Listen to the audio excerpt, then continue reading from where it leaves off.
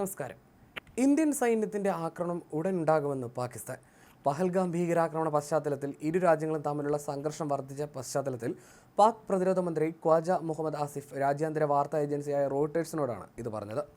ഇന്ത്യയുടെ സൈനിക ആക്രമണം ആസന്നമാണ്. അതുകൊണ്ട് ഞങ്ങളുടെ സൈന്യത്തെ സജ്ജമാക്കി നിർത്തിയിരിക്കുകയാണ്. അത്തരമൊരു സാഹചര്യത്തിൽ ചില തന്ത്രപ്രധാന തീരുമാനങ്ങൾ എടുക്കേണ്ടതുണ്ട്. അതുകൊണ്ട് ആ തീരുമാനങ്ങൾ എടുത്തു കഴിഞ്ഞുവെന്നും പ്രതിരോധ മന്ത്രി പറഞ്ഞു.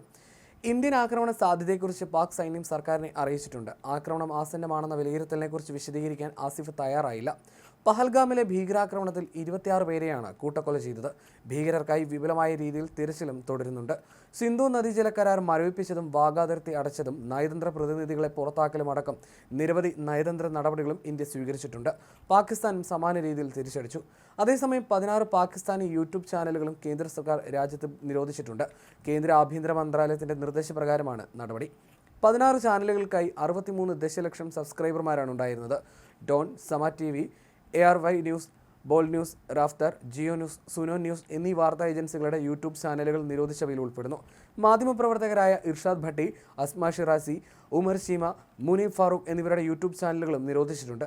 The Pakistan reference, Samaa sports, Uzair cricket, Razi Nama എന്നിവയാണ് നിരോധിച്ച മറ്റ് അക്കൗണ്ടുകൾ. ഇന്ത്യക്കും സൈന്യത്തിനും സുരക്ഷാ ഏജൻസികൾക്കുമെതിരെ പ്രകോപനപരവും വർഗീയവുമായതുമായ ഉള്ളടക്കം ഈ ചാനലുകൾ നൽകിയെന്നാണ് കേന്ദ്ര സർക്കാർ വൃത്തങ്ങൾ പറയുന്നത്.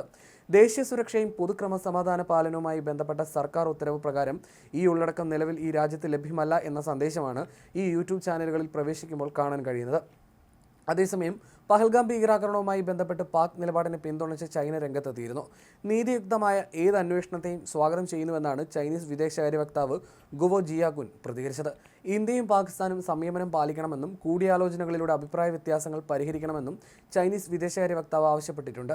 നിഷ്പക്ഷ അന്വേഷണം വേണമെന്ന പാക് പ്രധാനമന്ത്രി ഷെഹബാസ് ഷെരീഫിന്റെ നിലപാടിനുള്ള പിന്തുണയാണ് ചൈനയെ അറിയിച്ചത്. എല്ലാ കാലാവസ്ഥയിലെയും സുഹൃത്ത് എന്നാണ് കഴിഞ്ഞ ദിവസം പുറത്തിറക്കിയ പ്രസ്താവനയിൽ പാകിസ്ഥാനെ ചൈനീസ് വിദേശകാര്യ മന്ത്രാലയം വിശേഷിപ്പിച്ചത്. ഇതിനിടെ പഹൽഗാം ഭീകരാക്രമണവുമായി ബന്ധപ്പെട്ട പക്ഷപാതപരമായ റിപ്പോർട്ടിങ്ങിന്റെ പേരിൽ BBC-ക്കെതിരെയും രൂക്ഷ വിമർശനം ഉയർന്നിട്ടുണ്ട്.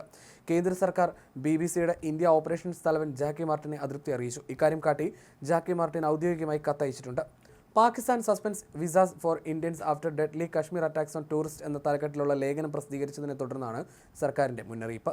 ഈ തലക്കെട്ട് തെറ്റിദ്ധരിപ്പിക്കുന്നതാണെന്നും ഇന്ത്യയെ കൊലയാളികളായി ചിത്രീകരിക്കുന്ന തരത്തിലാണെന്നും ഒരു സോഷ്യൽ മീഡിയ ഉപയോക്താവാണ് ശ്രദ്ധയിൽപ്പെടുത്തിയത്. ഭീകരരെ പരാമർശിക്കാൻ മിലിറ്റൻസ് എന്ന വാക്ക് ഉപയോഗിച്ചതിനെയും സർക്കാർ വിമർശിച്ചു. ഇതിന് പുറമെയാണ് യൂട്യൂബ് ചാനലുകളും രാജ്യത്ത് നിരോധിച്ചത്. ഇന്ത്യക്കും സൈന്യത്തിനും സുരക്ഷാ ഏജൻസികൾക്കുമെതിരെ പ്രകോപനപരവും വർഗീയവുമായ ഉള്ളടക്കം നിരോധിച്ച ചാനലുകൾ നൽകിയിരുന്നുവെന്നാണ് കേന്ദ്ര സർക്കാർ വൃത്തങ്ങൾ പറയുന്നത്.